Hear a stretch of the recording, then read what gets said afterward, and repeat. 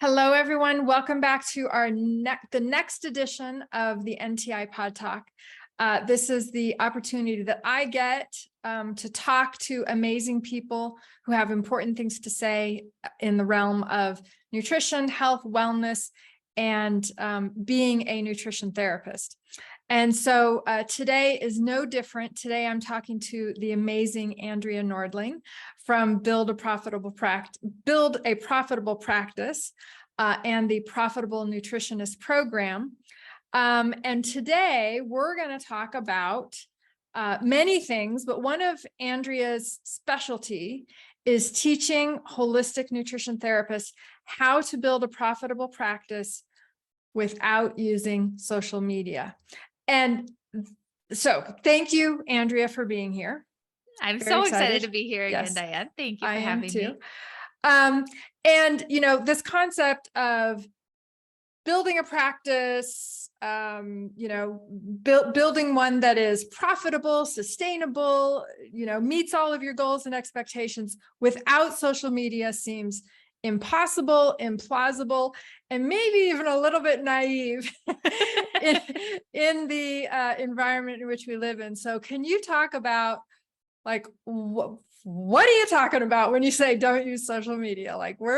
This is crazy talk to some people. And I think it's amazing because I personally don't use social media. So it's right in alignment with the way I live my life. But I look at myself as living in this very narrow box that nobody else goes into, not using social media. So can you talk about how to build a practice without using social media? Of course, I would love to. So I think that it's so funny that you say that we think of ourselves in this little box, like we're the only ones that don't want to be posting on social media all the time. I definitely told myself the same thing. I can never talk about this. Other people won't get it. They won't understand. And I'm just so isolated over here without social media. Nobody else gets it. Turns out a lot of people agree and get it. And especially in our sphere of holistic professionals, a lot of people appreciate the motivation behind that, I guess, the reason that we would prefer maybe not to be spending all of our time scrolling. You're in good company. There's actually a lot of us. So I think that this will be helpful for the listeners here, whether you use social media or not.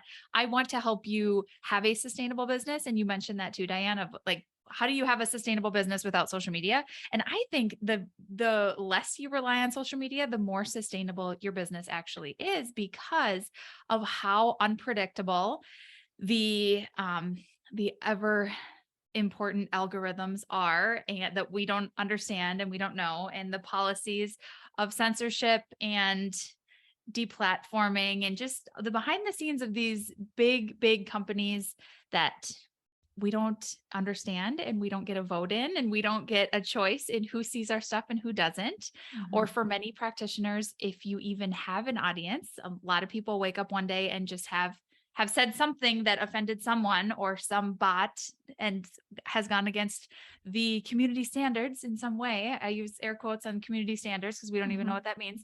And then they don't have a platform anymore, and their page is gone. Their profile is gone. Their business page is gone. The entire way that they were communicating with people, with potential clients or current clients, is just gone, poof. And so I feel very strongly that having the foundations in place to know how to market your business on any platform, whether that's on social media, off social media, online, which I love, or in person, which I also love. I think that there's a time and place for both of those, but just being able to market yourself, your business, and your offer anywhere is really important. So I am so much more concerned about teaching people how to talk about their business and structure their offer, and then talk about their offer in a way that is going to be sustainable for the long term. So they'll always know how to get clients, and they'll always know how to serve those clients at the highest level, rather than focus on little tactics for, how to get a few more views here and there on certain platforms that are going to be irrelevant very quickly.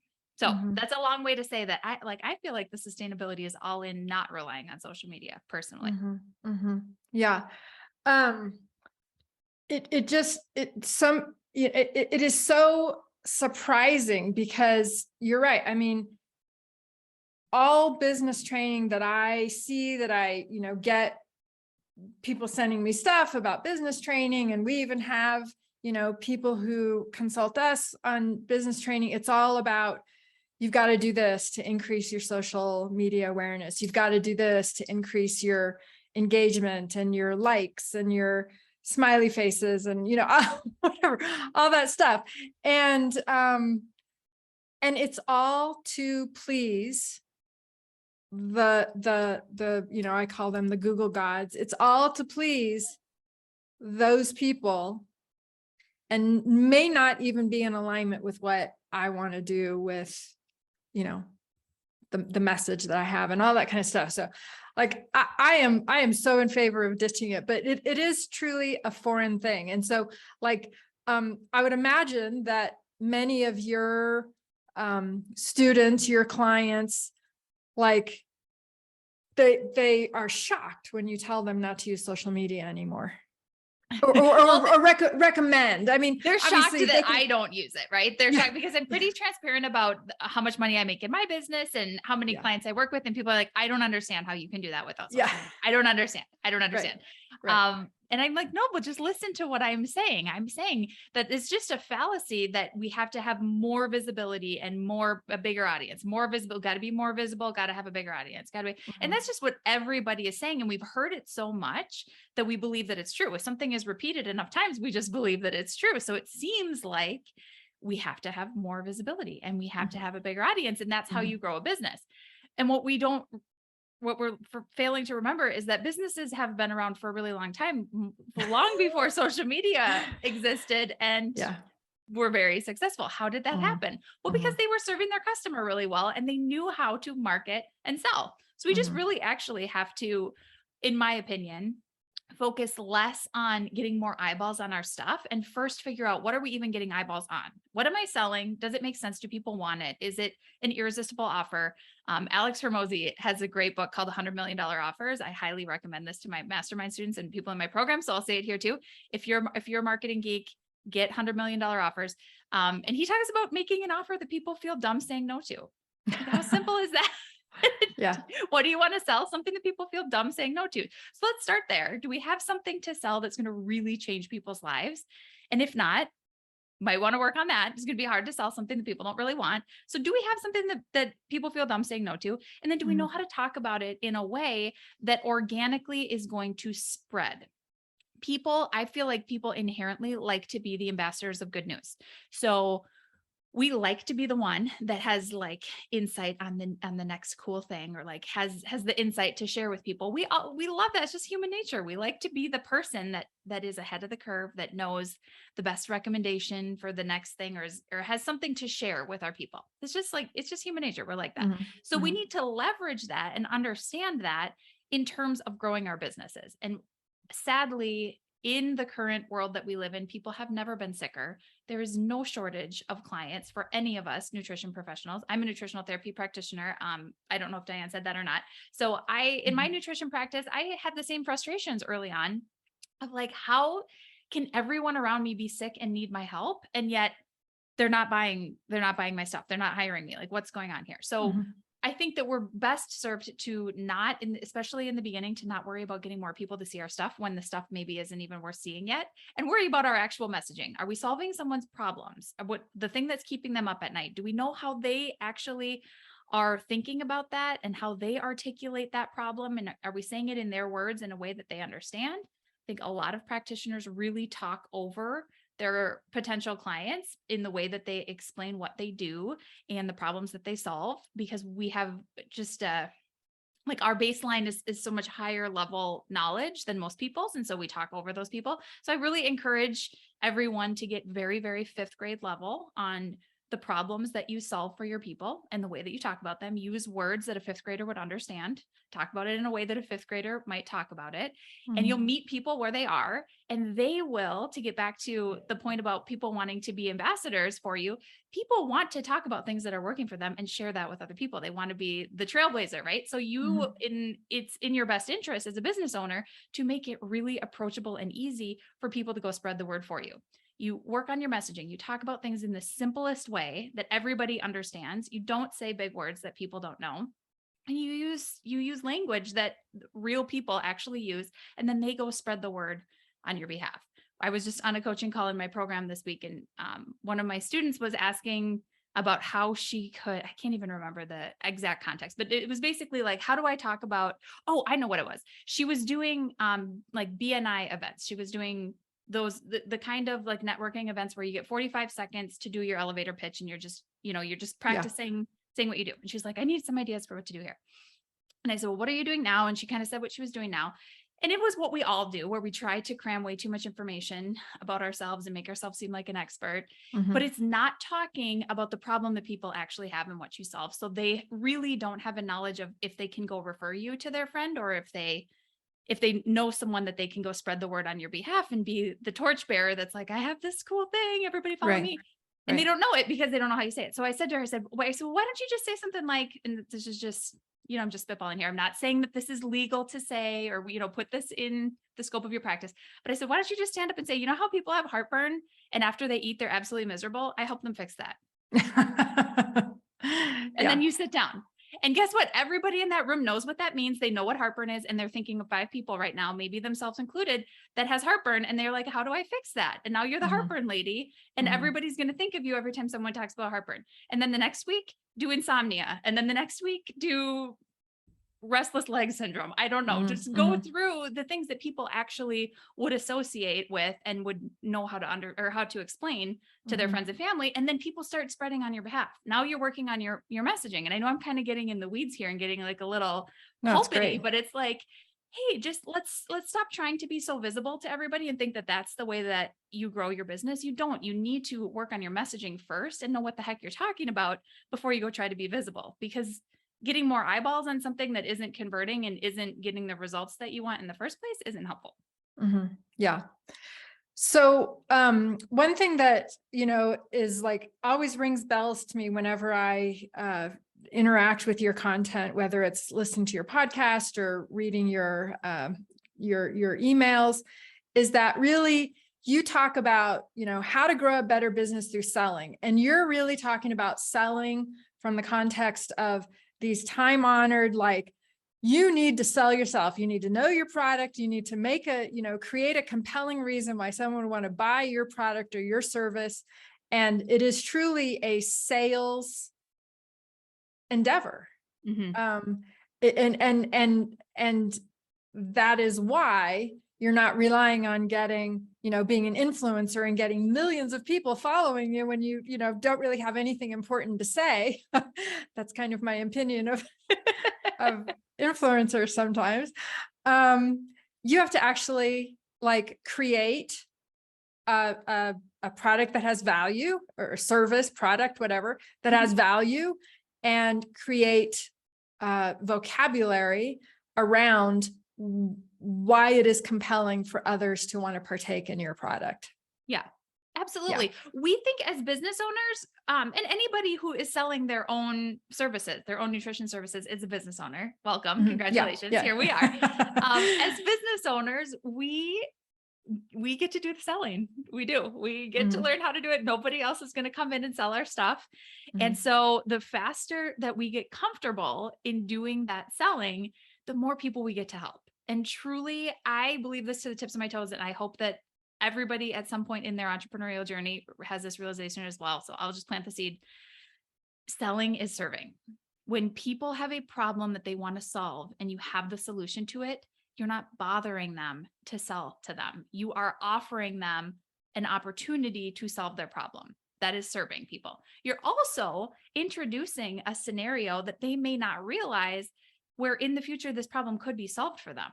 There's so much hope to be given to people that are really, really struggling with their health when we sell to them and they realize, oh my gosh, maybe I could fix this. Maybe I'm not broken. Maybe I'm not beyond repair. Maybe this could be simpler than I've been making it before.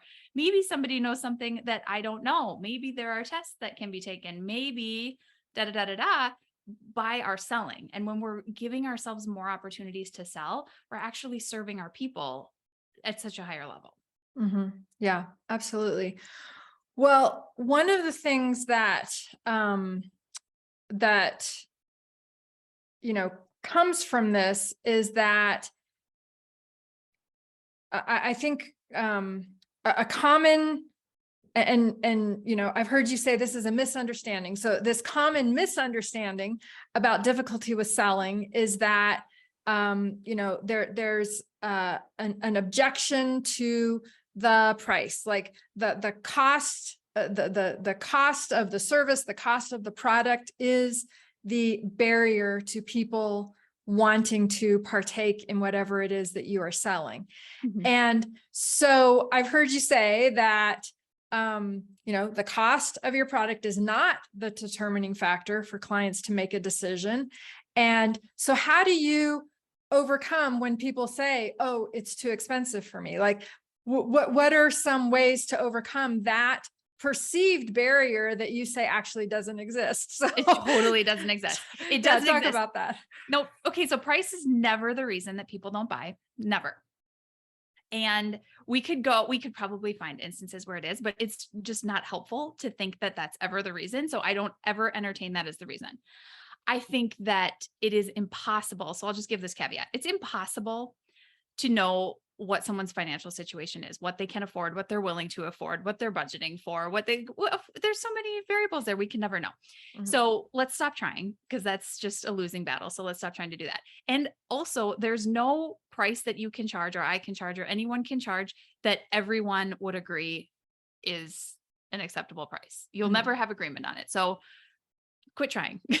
Yeah. Just quit trying. Don't do that. First, like, that's the first thing I just want to say about this. It's not useful to think that the reason someone didn't buy is because it's too expensive. For that person, maybe, but for the world at large, no. It's just really, like, I hope that this doesn't come off as offensive, but this is how I think of it. It's just really lazy thinking as a business owner to assume, well, was just too expensive.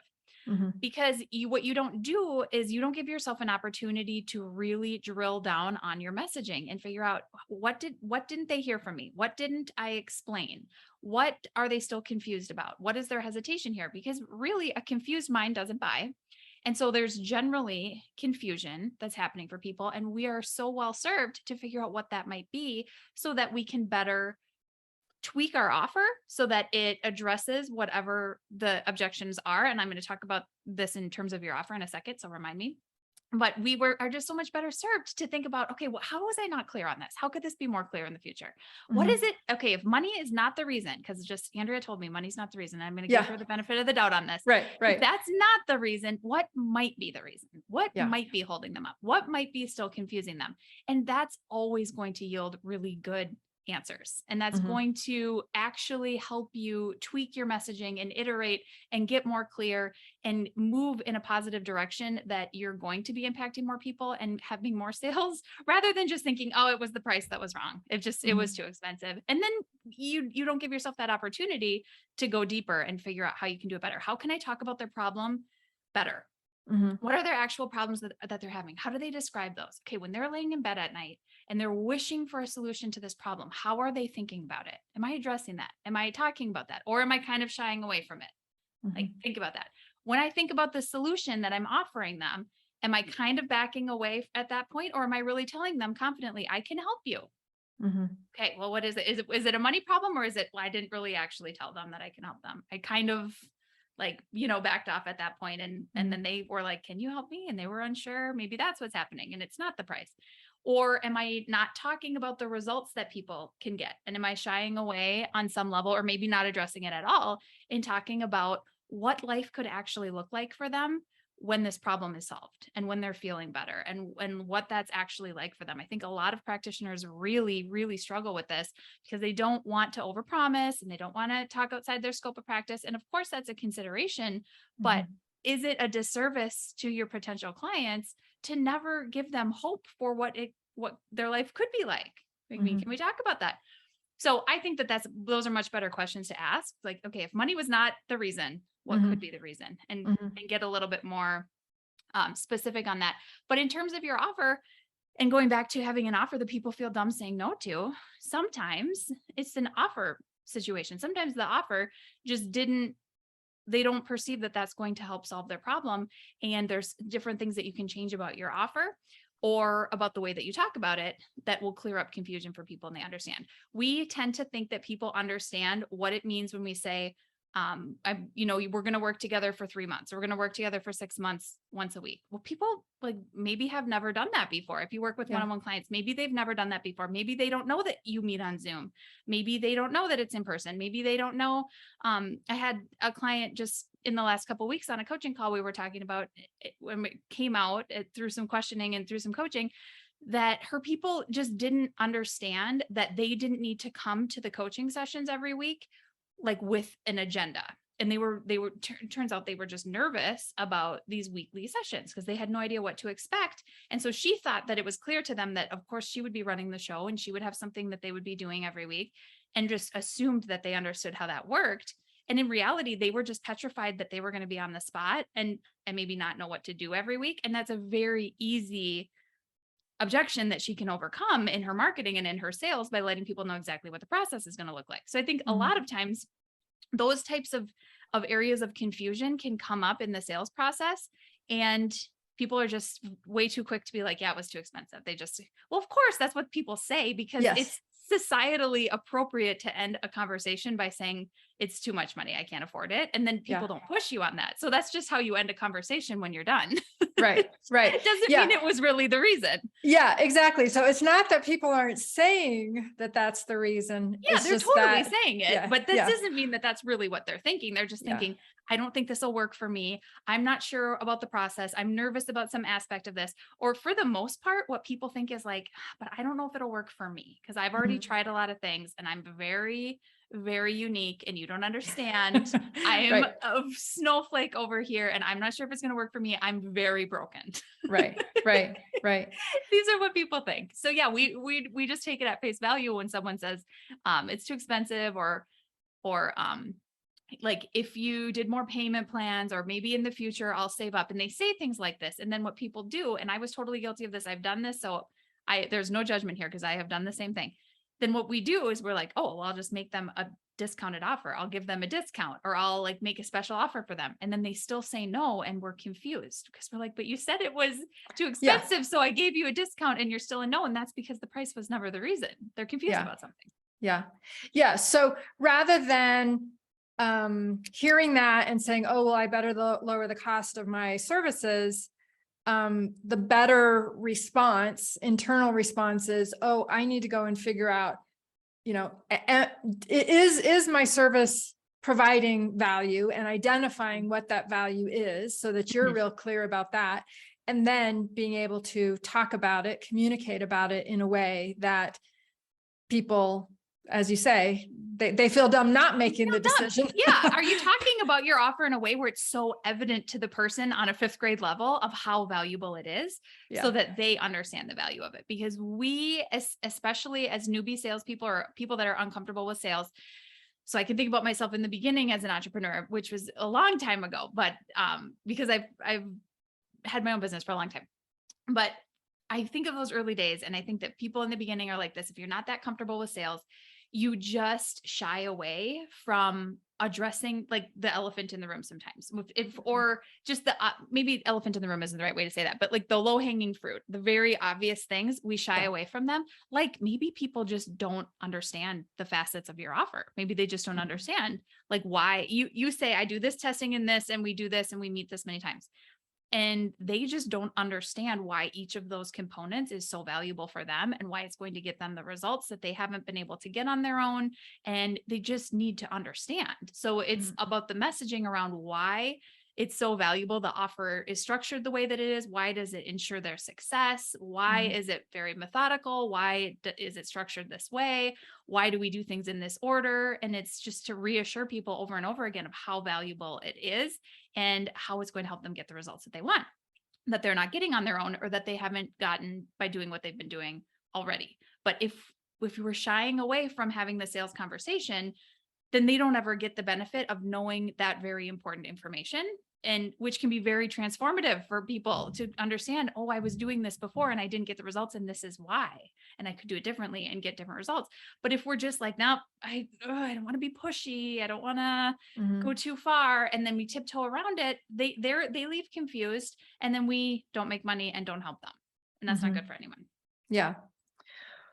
Well, another thing that you talk about that I find really interesting and something that I always try to, integrate into my own life and my business is, and you talk about how our own thoughts about our product or our service influence the sales of our product and our service. And so, that could be way like esoteric, like you're putting off this vibe that, you actually don't even think that your product is great. And so why would people pick up on that vibe, and why would they choose it? Like, so is it truly like this really esoteric, like it's in the ether, people can catch your unconscious thoughts about it, or is there something more like tangible and more practical about that? So can you talk more about that? Yeah. I mean, I think it's both. I think it's Yeah. probably both. But I think it's easier for me to conceptualize the tangible and the words that we say or do not say when we are thinking a certain way. So for example, but I'm sure that there is an energetic component to this. We can all feel energy too. So I'm sure that is Yeah. certainly a part of it. I've heard it referred to, I don't even know who to give credit to, but I've heard it referred to as like you're selling stench. Oh. Like, oh, okay. Well, that's like really kind of gives me a Wow. visual, or Yeah. awakens the senses a little bit. And is it Yeah. like a perfume that people are running towards, or is it like a stank that people want to stay away from? So energetically, it probably is like that. But I think that what we think about our offer or our business or our ourselves as practitioners and our capacity to help people, or our process that we bring people through, or for a lot of people that are just starting out, our lack of process. People get really hung up on the fact that they don't know exactly what the process is going to be with some of their first clients. So whatever the thoughts are surrounding that will come out in your marketing and in your messaging with the words that you say and the words that you don't say. Kind of playing back on what we were just talking about in a sales conversation. Do you lean into someone's objections and you help them understand, you call it, or you oh my gosh, what's the word I want to say? I'm completely blanking on the word. You clarify. It was coming out qualify, and I'm like, no, it's not it. You clarify. Are you clarifying anything that they're confused about in a sales conversation, or are you very unsure about your ability to sell, or your ability to get them results, or your ability to bring them through a process, and you don't know if it really works, and you're like, and I think it's too expensive. Oh my gosh, I think it is too expensive. Then you have a panic moment at that exact juncture where you're like, oh my gosh, I knew it. I knew this was too expensive. Oh, bail. And then you don't say it. You don't overcome their objection. You don't clarify something where they had confusion. You were going to go in with your real offer, but then you like come out with a weird half offer, like a half price thing. And then you're like weird about it. So that type of uncertainty coming from yours or mine or anyone's thoughts about our own self-concept, our offer, our business, our clients, the thoughts that we think about the people that we're talking to, whether they understand what we're talking about, do they really want it? Are they really committed? Are they going to be able to do it? Can they really afford it? We tend to have a lot of judgments about what people can and cannot afford. Those thoughts will come out in your selling. If it's a one-on-one sales conversation, that will come out if you're very unsure and timid in all of those ways I just said, or if you are very sold on the value of your offer and you really understand the problems of your people and you know that you can help them and you know that it doesn't matter what the process is, I got them, I'm going to figure it out. We're going to be in this together. I'm going to help them. And you feel super grounded and convicted in that. And you're very certain. You're like, I'm calm. I'm confident. I can answer their questions. I know I can help them. Mm-hmm. Then that's going to come through in your marketing and in your selling. And then that is going to obviously influence your sales the other way, because people can feel that too. They can feel like she's unshakable. I mean, I think I might not be a unicorn over here. That can't be. Maybe I'm not so broken anymore. Hold on. I think I could do this. Yeah. Yeah. Well, that's great, because I think people don't put enough emphasis or stock in the way they present verbally, visually, all those kinds of things. And so that's really good to be in that mindset that what I think about my product is being displayed and accepted by others, and it may not be what you want it to be, or it may not be completely clear. Exactly. So, yeah. Exactly. So in the sales process that I teach in my program, I teach that you need to sell yourself on your offer first. So we make all of the decisions. Do you have a niche? Do you not have a niche? How much are you charging? Are you doing one-on-ones? Do you have a group program? Do you have an online product? Like what that is. We go through all of those considerations, all of those decisions, and we end up with your offer. And then it's like, okay, it's time to go sell it to people, but no, stop. First, you're going to sell yourself on it. And I think that this is the secret sauce, is formaically, I think, like a formula. Yeah. Is that a word? Okay. I think so. Yeah. I can guess myself there. To have a formula to go through and systematically, I'll stick to that one that feels safe, to systematically go through and sell yourself on the value of that offer, on what you're charging, on how you're going to over deliver for that client, on the value, and how you are going to guarantee their success through, and it's different for everyone. You don't necessarily have to money back guarantee someone's success, but I always ask my clients when they're having drama about, like, I don't know if I can really help someone get results. I don't know. What if they have this condition? What if they, and I don't know about this, and what if this? And we go through all of these what ifs. And at the end of the day, it's like, but are you going to do everything that you can do? And are you going to figure it out? And do you have the resources to find out or to refer them to someone else if you need to? Yes. Okay. So you can guarantee the results. You're good. You have all of the tools in your tool belt. No one's going to really stump you that bad. If needed, you could refund them and send them on their way. It's going to be okay. So we sell ourselves on that, on the value of the processes that we do have in place, in the people that we have in our corner, in the resources that we have, what the value is that we're delivering to our clients with this offer. And just systematically, I mean, I teach a process for how to do this, but basically, like, really how to sell yourself on your offer before you ever go sell it to someone else. And I think that honestly is the secret, because when you believe in what you're doing and in what you're charging and in the results that you're going to help people get, it really does become a situation where you feel like you'd feel dumb saying no to this. And then you speak about it in such a confident way that people, like, really do. They want that. People want to be inspired. They want to know, I could be helped. You're not imposing on people by selling to them. When someone's raising their hand and saying, I have a problem and you could help me, you're certainly not offending them by saying, yes, I can help you. Here's how.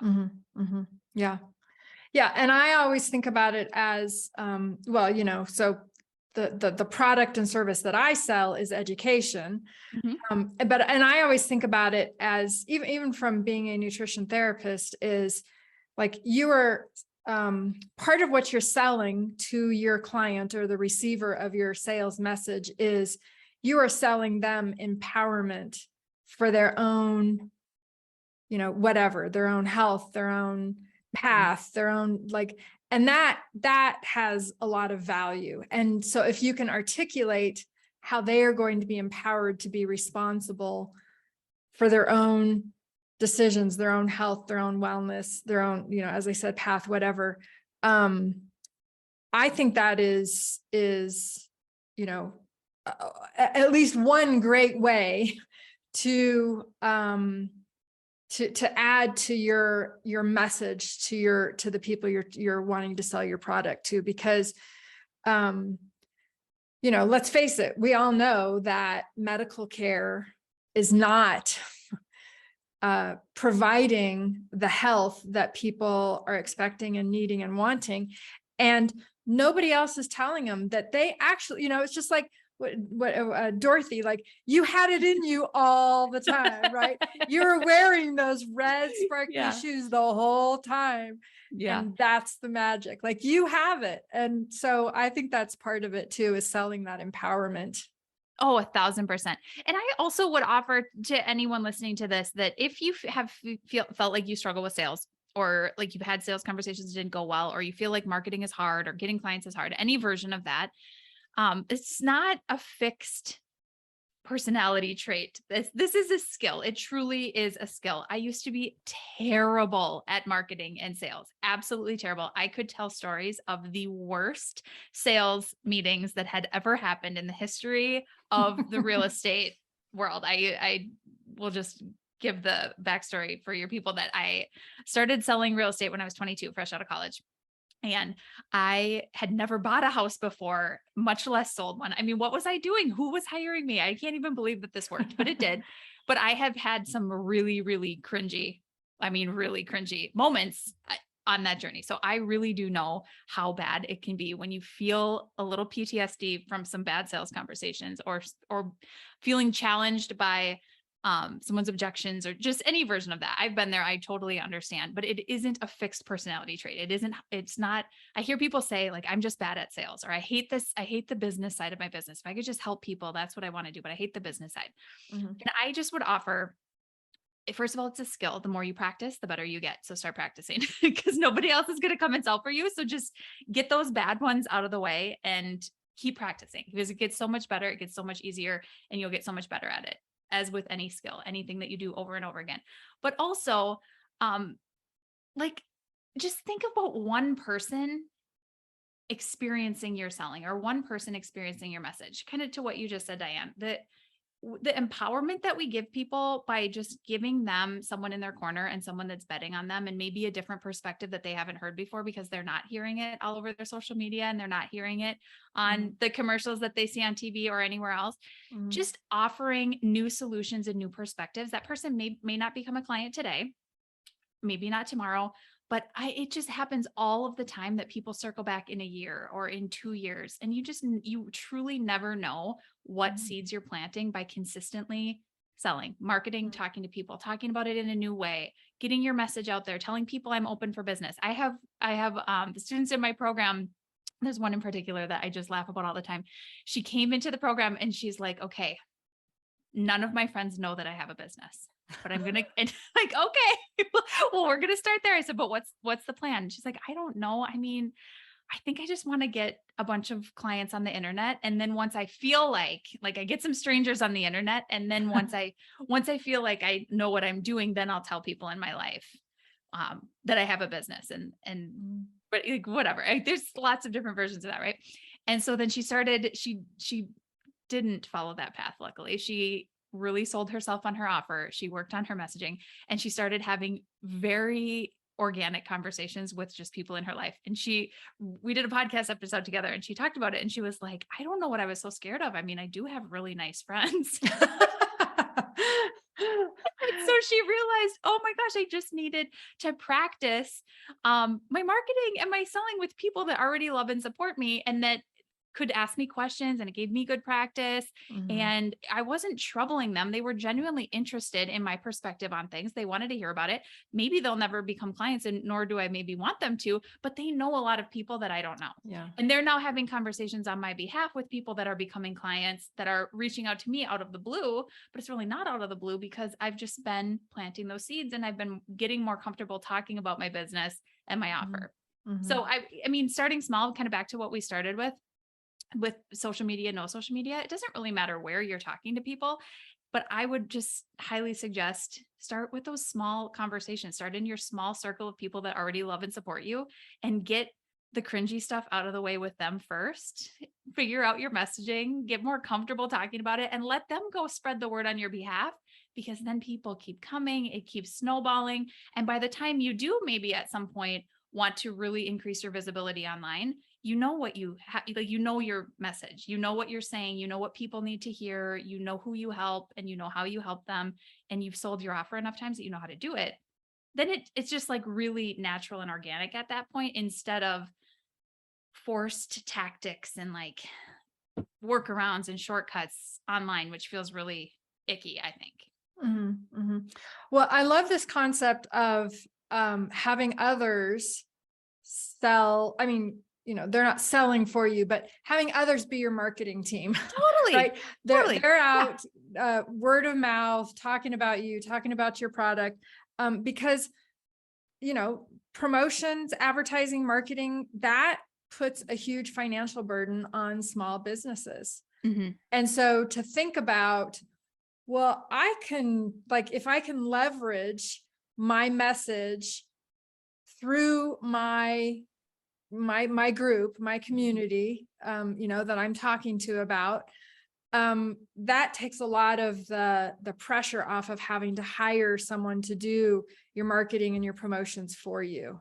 Oh, absolutely. And, Yeah. and those who are going to go out and do that are more willing to do it genuinely and authentically. And, Mhm. and so I think it's just a much better plan for marketing your business. Totally. Totally. And I mean, like, just people like to be on the cutting edge. People Yeah. like to be the one Yeah. recommending the Yeah. Going new back. Yeah. things. So it just like really plays to that, to our human nature of wanting to be the bearer of good news or whatever Mhm. that is. Yeah.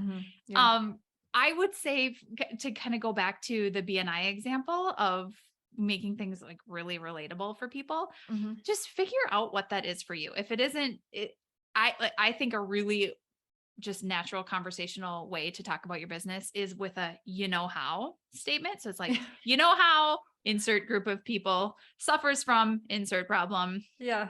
I help them with that. Or I help them, whatever the result is, but I wouldn't get too wordy with it. I think it's just be like, I help them fix that so they Yeah. don't have to do that anymore. Yeah. And just like whatever that is for you, for your listeners, like think about that for each person. What is that for you? What is that most basic, how? People have this problem. I help solve that problem. What is Yeah. that in the most basic terms for you? Start sprinkling that out all over the place and just see what Mhm. happens. Mhm. Truly, it's magic. Yeah. Amazing. Yeah. Cool. Well, this has been such a fun conversation, and I want to be respectful of your time. So I don't want to, take any more of your time. But is there anything else you'd like to add before we talk? And I do want you to talk about your program, the opportunities to join your program, how people can find you. So before we get to those two things, anything else you'd like to add that we didn't talk about in terms of selling and without using social media and those kinds of things? Did we miss anything that you feel are Oh, I don't know. I mean, absolutely I feel like we I could mean, talk all day I about know. all of those things and have so much to share. I, No, nothing in particular. I don't yeah. think. I would love to tell people you are listening to this for a reason. You're getting this message for a reason. Go and tell people how you can help them and then help them. Because Yeah. what we do really, really is so important. We know that, but sometimes we get too in the weeds in our own business and we get too in the fear about judgment of other people or if it's working or if it's not working or how much money we need to be making. And we make a lot of pressure for ourselves. And I think that it's periodically good to step back and just remember, why am I doing this anyway? Mhm. And to, just kind of remember like this really is important. It Mhm. really is. Yeah. Yeah. Yeah. And just a little plug here for myself, for Mhm. those who haven't gotten the training yet to know how to provide the help. The first decision you need to make is go to school. So those of you who are listening and haven't yet made the decision to come to NTI as a student, that's the first thing you need to do. And then you can go out and tell others how you can help them because you will have the training. So um, Absolutely. thanks for providing the opening for me to plug my own business. Anyway, so can you tell us about your program and what are the opportunities to join your program? Yeah, so I do have a program called the Profitable Nutritionist Program where I teach all of this, everything we were talking about today. I do have a process that I bring my students through to clean up all of if for existing practitioners that already have a business, we're going to be cleaning up what you already have and just kind of doing an audit on your existing business, making it work better and looking at your offer, making sure that it's an offer that people would feel dumb saying no to. Yeah. pricing it appropriately, which for a lot of my students, it means raising the price substantially. Yes. We work on the marketing. We work on all of these facets of your business so that you do have a scalable, sustainable business in the long term. So for many people, that's working with one-on-one clients in the beginning and then transitioning to groups or digital scalable programs in the future. And there's definitely a smart way to do that. So I teach that in the program. Basically how to make a lot of money each step of the way so that you are helping the most amount of people, but you're also creating the resources in your business so that you can invest in that in the future into more systems and into more processes and into more scalable assets and help more people because that truly is what we are aspiring to do. And Yeah. nobody wins if we play small. Nobody. Yeah. We don't Yeah. win. And the people that really need our help for sure don't win. So that is what I teach in Absolutely. my program. And it will be open for enrollment on December 1st. So I think this episode is coming out right before enrollment opens up. And you will hear all about that enrollment if you are on my email list, because you won't be hearing about it on social media. I'm not on Yeah. social media. I don't have any social media. So you have to be on my email list to get all of that information. And you can sign up for that on my website at buildaprofitablepractice.com/free. And then that'll give you my free course and you'll be getting my emails. If you want information specifically on the program, and if people are listening to this in the future and they want to know when the next enrollment is, the enrollment dates are always on this page. You can go to the sales page at buildaprofitablepractice.com/join, JOIN. Great. Awesome. Yeah. Well, thank you so much for your generosity in providing the information that you do provide for free, in this setting, as well as your own podcast and your emails, which I absolutely love getting. I devour them. Oh, thank you. I highlight things. I make notes for myself. It's very good. So thank you. You are, a ray of sunshine, and really just, I love talking to you. So thank you so much for being here. And I know that those who listen to and watch our pod talks will also benefit from getting this information. So thanks. Thank you so much for having me. I love being here. I appreciate the opportunity. Awesome. All right. Well, have a great day. You too. Thanks. Bye.